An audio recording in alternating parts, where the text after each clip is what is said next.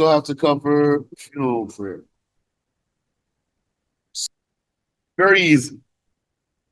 In the first place, what is the judgment? Judgment.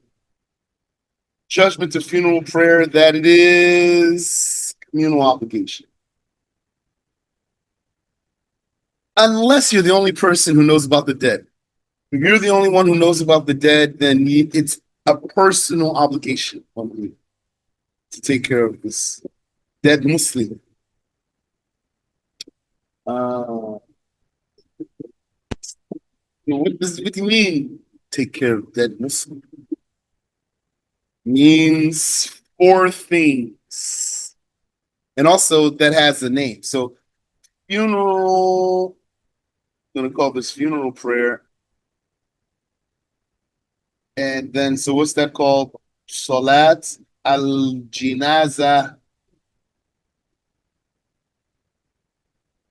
Salatul jinaza. Funeral prayer. But there's another word. What is it that is a communal obligation? And it's a personal obligation if you're the only one who knows about the dead Muslim. It is what's called Tajheez al-Mayyit. Read my writing. Tajheez ta jim ha ya zay. Tajheez al-Mayyit, preparing the dead. Preparing the dead. What does that involve? Preparing the dead involves washing, shrouding, prayer, and burial. Four things: washing, shrouding, prayer, and burial. In this order, also washing, shrouding, prayer, and burial.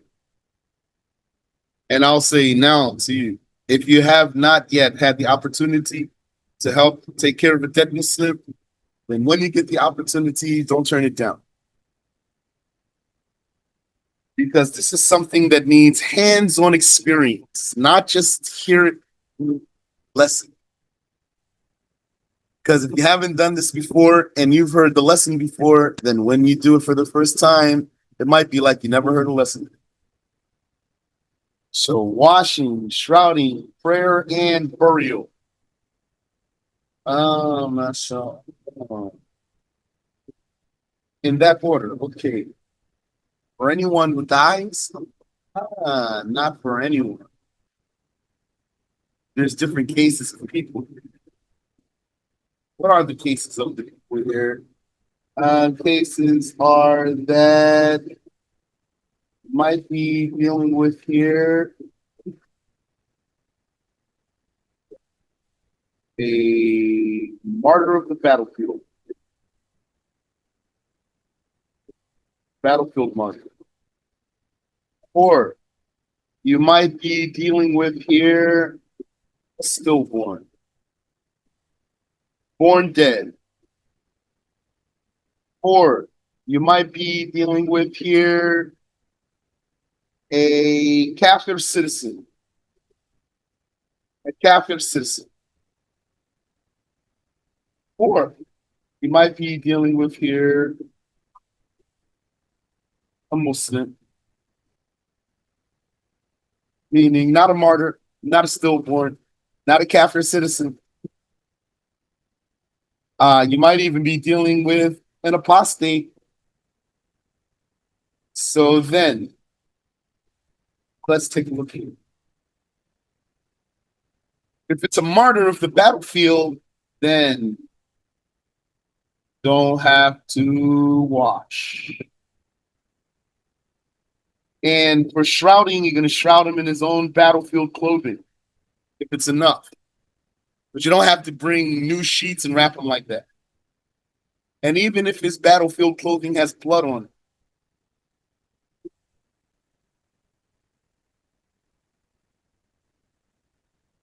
And you're not going to pray for him, but you are going to bury him also.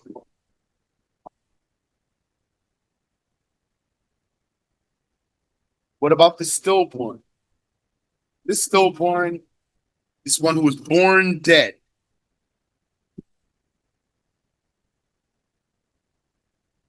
Then what are you going to do? That's you. You're going to be so patient and rely on Allah tabaraka wa ta'ala, and don't have to wash this one. No washing with the stillborn. And you will have to, though, wrap this one if he is born with the shape of you. Came out with the shape of a human. Has little fingers, little toes. SubhanAllah.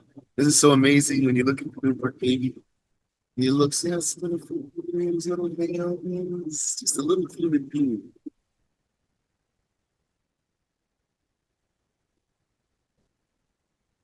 And this one, you don't have to pray for him. And then you're going to bury him also.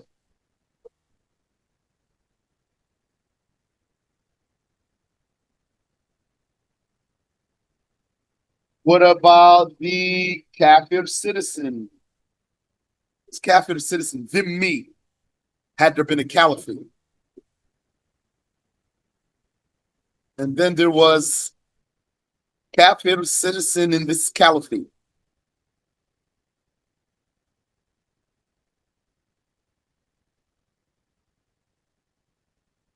And his own people didn't take care of him when he died. Then you have to wash him? No. You have to shroud him? Yes. We Muslims, we have to shroud this kafir citizen. That's one of the rights of the kafir citizen. That's amongst the rights of our kafir citizens. If their own people don't take care of them, we're going to shroud them, wrap them for burial. And there's no prayer for him, though, because he's not a Muslim. And we're going to burn him. Yes.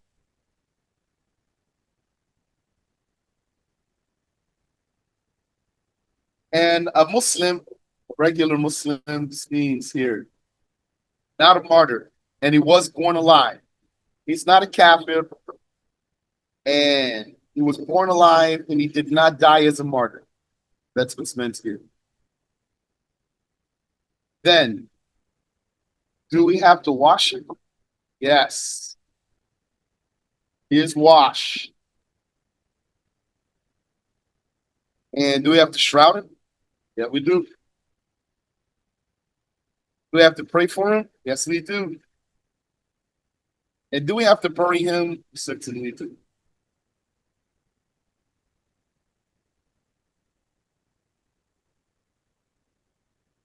And what about an apostate? An apostate, we don't have to do anything for him. You can leave him in the trash if you want to. You can throw him to the dogs. It won't be a sin. But if you want to bury him so that the Muslims are not do not suffer from the stench of his rotting body, then you can do. It's not obligatory.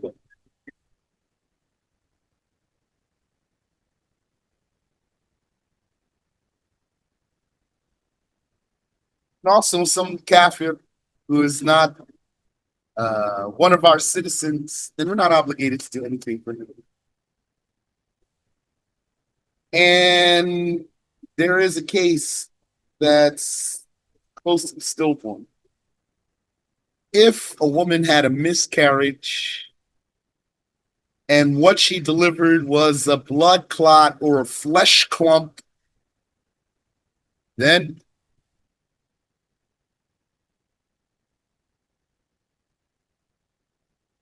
all you have to do is wrap it, just wrap it, and you don't even have to call that shrouding though. Wrap it in some sheet, some cloth, in a rag, wrap it up and bury it.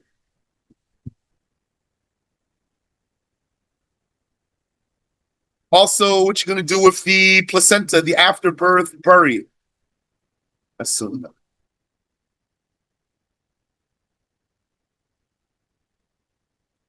Also, what you're gonna do with your nails and hair when you clip your nails and cut your hair, bury it is sunnah.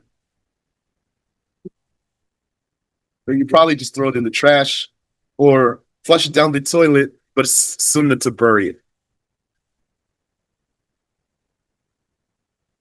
Ah, yes. The apostate. The apostate is, just like Brother Ahmed said, a Muslim who left the religion. Someone who was a Muslim, then he left the religion, whether he intended to leave the religion or not. It's not a condition that he intends to leave the religion. If he does what's blasphemy, then he will leave the religion. Then he'll be an apostate, and if he dies like that, then it's not obligatory on us to do anything for him.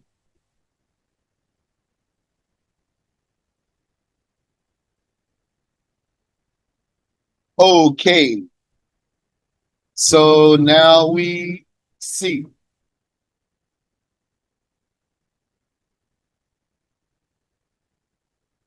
We see here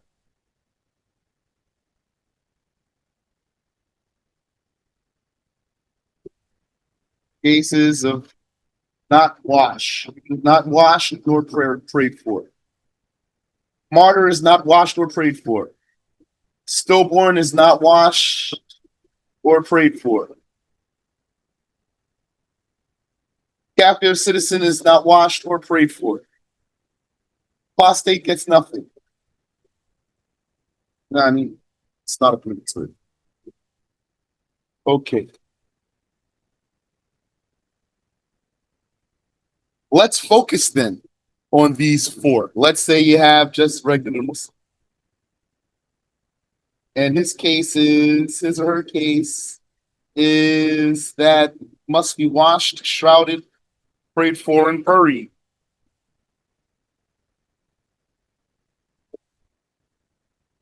So this Muslim is wash. What is his wash? His wash is a ghusl, minimum obligation. A ghusl, washing his whole body. One time, that's obligation. But sunnah to do 3 times, or 5 times, or even 7 times. Most of the time, when I help to take care of a body, when I help to prepare a dead Muslim, then we usually do 3 times. Yani, we see that that's fair as far as wanting to honor that Muslim and also not working too hard because maybe we need to get back to business, go back to doing things. Because usually, unless this is your job, then what's gonna happen is you're gonna get a phone call, and then we need to take care of that Muslim. Can you help? And then you want to help, and maybe even sometimes, maybe you don't, maybe, but it's a obligation. Someone has to. So then you're going to, so you got to take the time out of your schedule. It's a communal obligation. So you must do so.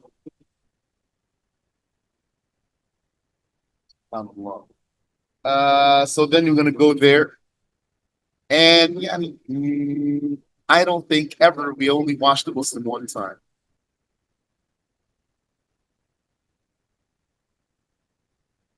But we did sometimes do tayammum for the Muslim. When you're gonna do tayammum for the Muslims, so have a ghusl or tayammum. Let me put that here. You're gonna do the tayammum for this Muslim. If this Muslim is opposite gender, You are the preparer, and the dead Muslim is the opposite gender. Then it's only going to be a case of tayammum, not ghusl. And when we say opposite gender, we're not talking about though that's your relative. If that's your relative, like that's your mom or that's your wife, even, then it's okay. You can do a whole ghusl.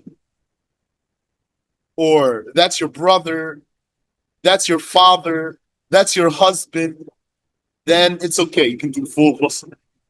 It's just some person that you could have married if he were alive, then you're only going to do tayammum. So the brothers are going to take care of the brothers by giving them full bath, and the sisters are going to take care of the sisters by giving her full bath. Ghusl. So you're going to do tayammum in the case of opposite gender, and also you're going to do tayammum in the case of decay. The body is decaying. Like, because sometimes when the body starts decaying, the skin starts to be like jello. It's like gelatin. It's loose. Yani, if you just touch him, he's squishy. Dead person squishy. He's like that, then he probably does not smell very good. Also, and doesn't look good either. The whole thing is bad. The only thing that's nice here that he died as a Muslim. May Allah forgive him. Otherwise, you're looking at something hideous, rotting human body. Maybe he's purple. Maybe his lips now is like 5 times bigger than they used to be. I mean, maybe his lips bigger than his nose now. So then you're just gonna do tayammum. You won't be able to do the ghusl. Might slide out of the skin by moving. Even if you found like that, it might be already in the body bag. What happens a lot of times, you're going to take care of the dead Muslim, they're going to have them on the table for you waiting. Or they might not have them on the table waiting for you. He might still be, though, in a box, and they're going to have them in the refrigerator. There's a room that they put their dead bodies that have to wait for the next day or something. But when he's like that decayed, he's still going to be in his body bag. And they're going to pull out the body bag. It's like a big gym bag, a human-sized gym bag. You're going to unzip it to release all the smell and what you're going to be smelling anyway, and to behold what became of that Muslim. Then you're going to remember death. You're going to fear Allah. You're going to say, I'm soon. My time is coming. For me, twice I had to take care of that Muslim. And one of them I knew him. Disappeared for a while. He was gone for about 2 weeks. We had no idea where he was. Then one day I got a phone call that we had to take care of his dead body. He was discovered in another state, dead in his vehicle. He had been dead in his vehicle for like 2 weeks or something. La hawla wa la quwwata illa billah. Yeah, because remember, you don't know when death's going to come, and I'm reminding myself too. One of our brothers, I was told that he died while he was parking.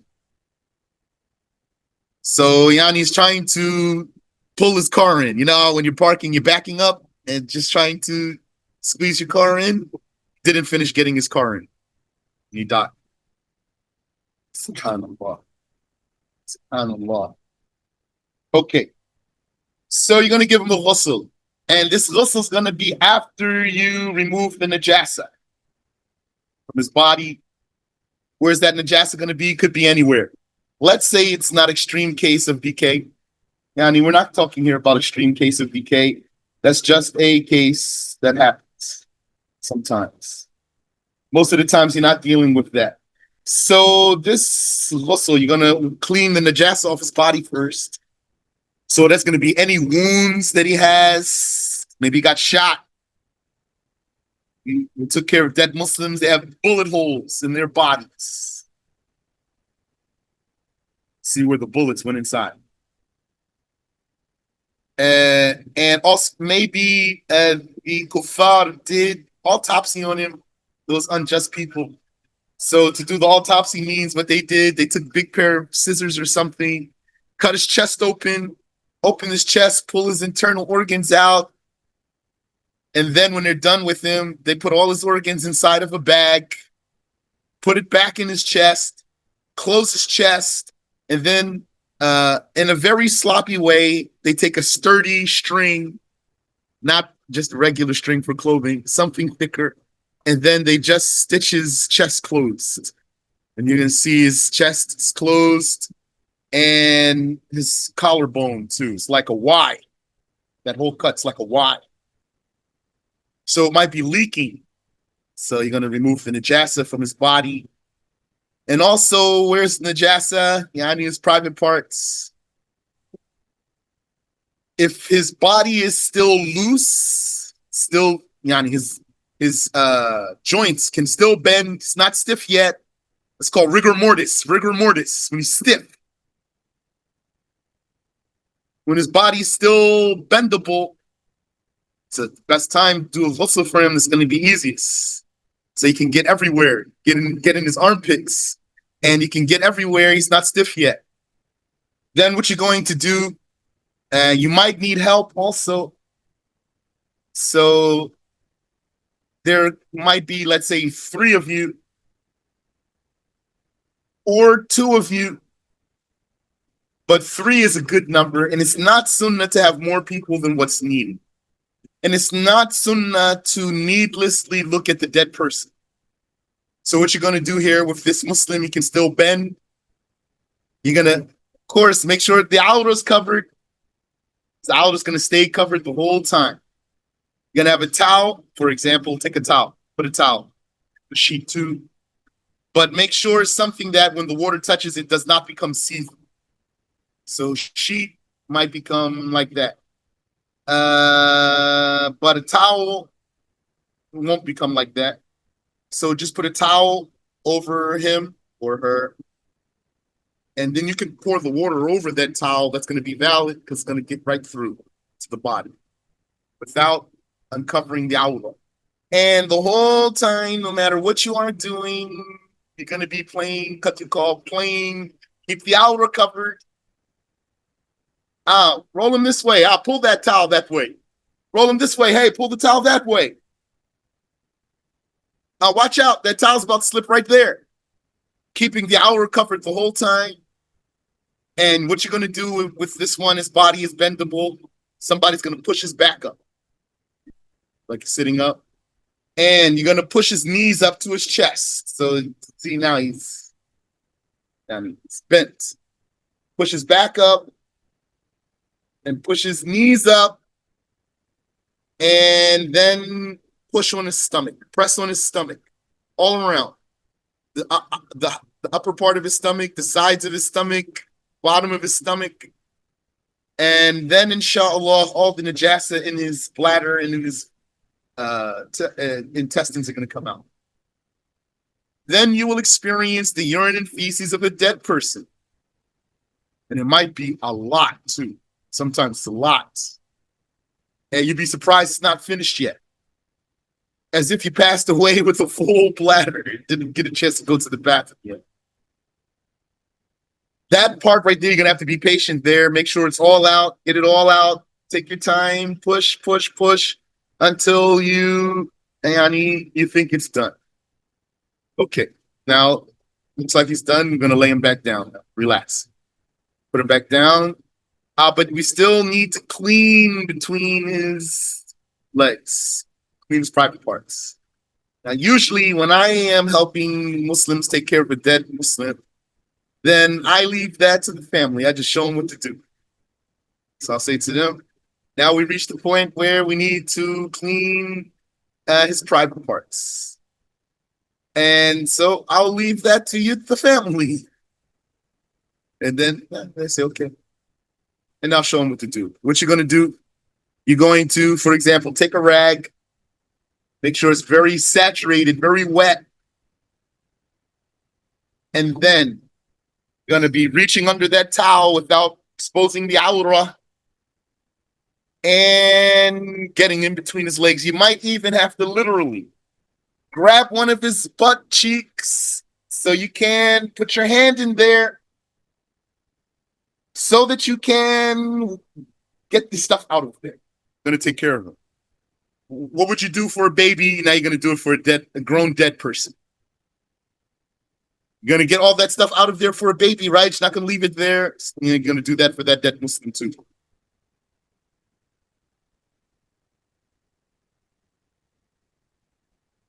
Until it's clear. Using a hose here is helpful. But sometimes we don't have a hose. Sometimes we're not using a hose. Sometimes we're using like a thing that you use for watering plants.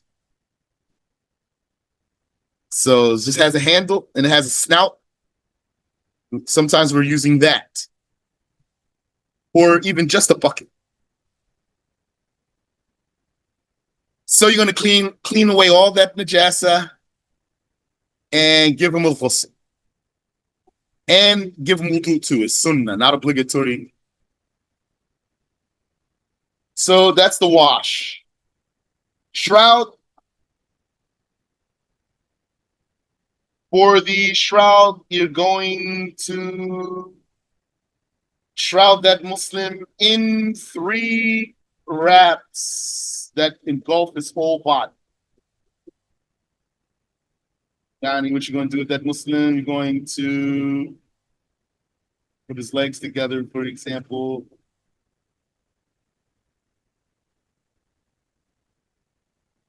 And you're going to put his arms over like he's praying, fold his arms for him. Then you're going to take the sheet, you're going to take those sheets and start wrapping. Now, there's a technique for it that I've seen, which is this. After you finish washing that Muslim, it's going to be a box to put him in. Yani, that's what you're going to use. Maybe different cultures do different things. This is what I have seen and what we do. So there's going to be a box that's not going to be buried in the box, but it's going to be transferred to the graveyard in that box. So we're washing him on a table. When we're done the washing and we pat him down dry, then there's a box that he's going to be transferred. This box, what we're going to do, we're going to line it with the sheets. 3 sheets. So we're going to put the sheets in there.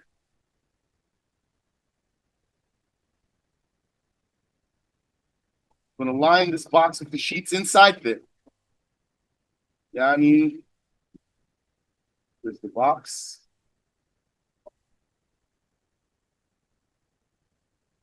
And this box has there's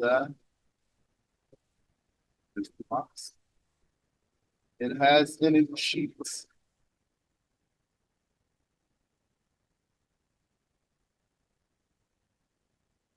So I hope you can make out what I'm trying to draw. Usually we pick a white sheet, but it's not a condition. This is the sheet here. It's inside the box and hanging over the sides. So I think you can see. Then everybody's going to say, okay, you ready? Especially if it's a heavy one. Okay, ready? 1. Let's line them up. Yeah, we're ready. Okay, got your arms there? Yeah, okay, ready? Okay, 1, 2, lift. Okay, I got him. No, I'm good. Okay, ready? Here we go. All right, lay him down. Easy. And you're going to put him down in there. And now all you have to do is fold those sheets over.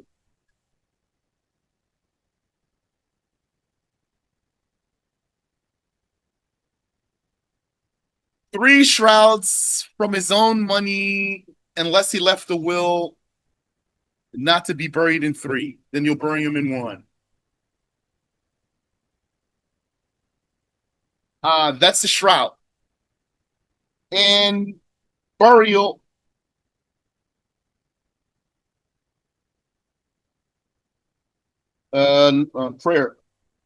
Prayer.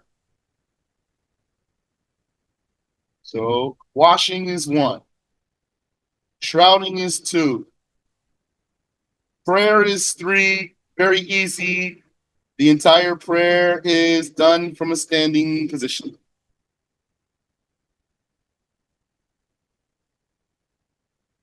You're going to say Allahu Akbar 4 times.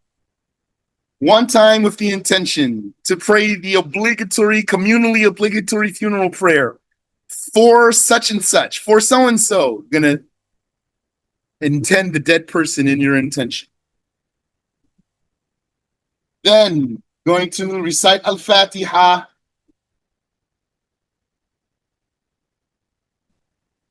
There's no bowing and there's no prostrating. Then you're going to say Allahu Akbar.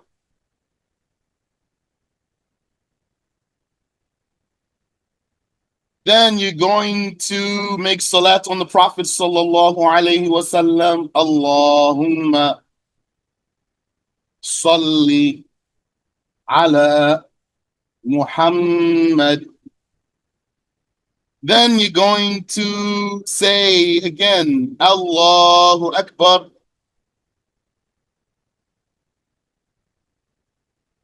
Then you're going to make dua for the dead Muslim. Allahumma ighfir lahu warham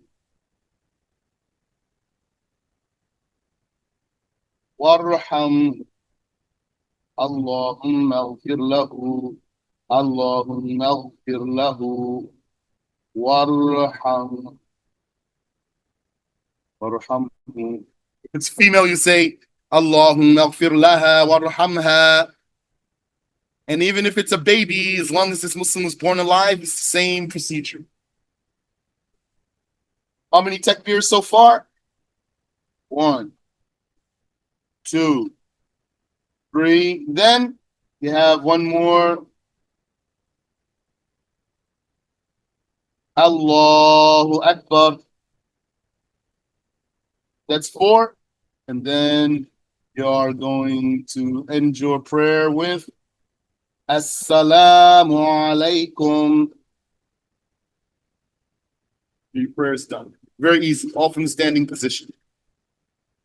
Just need to learn some statements. Allahumma ighfir lahu warhamhu. You already know Fatiha. You know as-salatu ala nabi. You already know the takbir. You already know the salam. So what's left? Allahumma ighfir lahu warhamhu. Then number 4 is what? Burial. So what you're going to do, you are going to bury that dead Muslim in a grave that is such that an average man can stand with his arms overhead. You can stand in it with his arms overhead. That's how deep that grave should be. Yani, that's sunnah. The minimum is just to make it deep enough that the smell doesn't come out and the scavengers don't dig him up. And that's for this little here, this compartment here. That's called the lahid.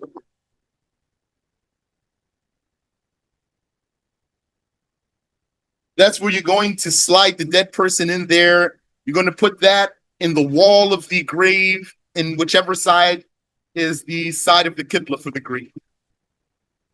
If the soil is strong enough, so that this upper part here, this upper part, soil's not strong enough, it's going to collapse. So then you're not going to do it if it's going to collapse. You're just going to give him a regular grave.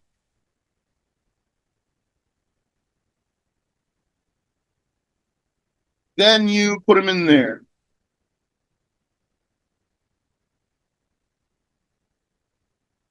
So they're going to put him in there.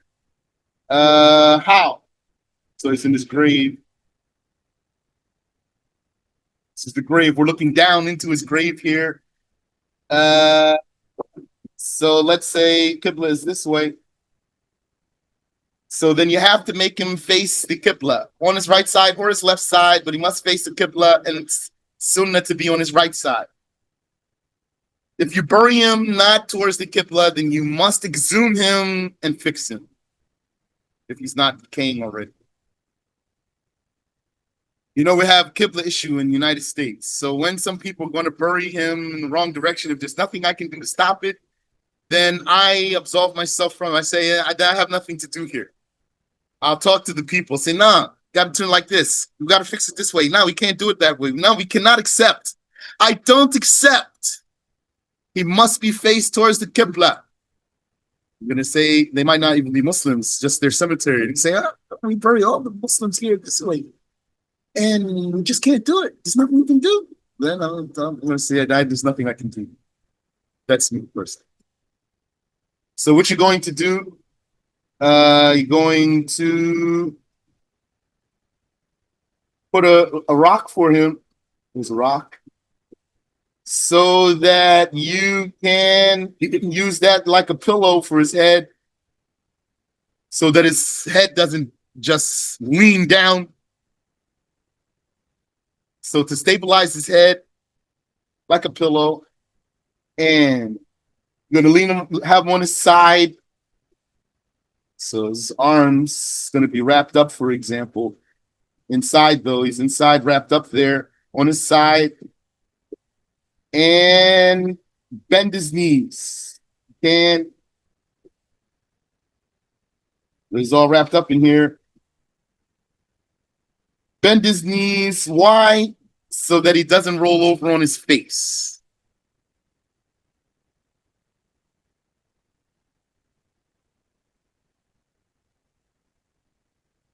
So this is chest. And also you can put some rocks just to stabilize him.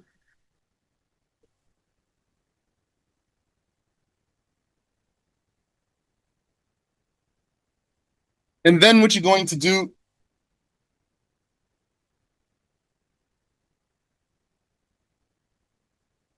so that dead Muslim is here in the grave. Here's the dead Muslim here. Now he's good. We have him positioned right, facing the Qibla. We put a rock pillow for him, bent his knees for him, etc. If the soil can accommodate a lahid, then we even made a lahid for him.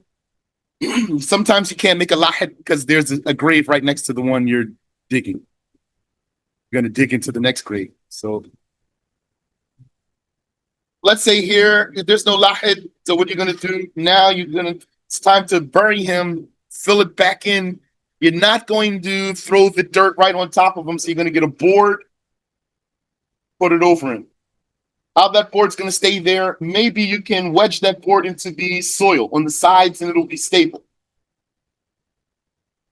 We do that sometimes. Or maybe you need some rocks. Put some rocks here or something. And then you're going to start filling in the grave. Here, there you are. Show. Filling in the grave.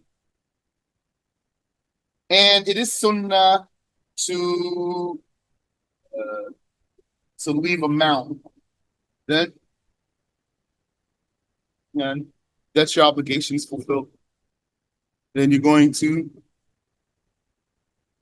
hug each other, shed more tears for your loved one, recite Fatiha, recite Quran, recite Al-Ikhlas, etc. Recite Surah Yasin, and eventually you're going to turn around and walk away, go back home. And then leave your loved one for the interrogation of Munkar and Nakir. And maybe, if you don't forget, tell whoever's there at his funeral, if he owes anything, if he owes any one of you, pardon him. If he's wronged any one of you, pardon him or her. Then, back to life. Wait for your turn. Wallahu a'lam. Allah knows best.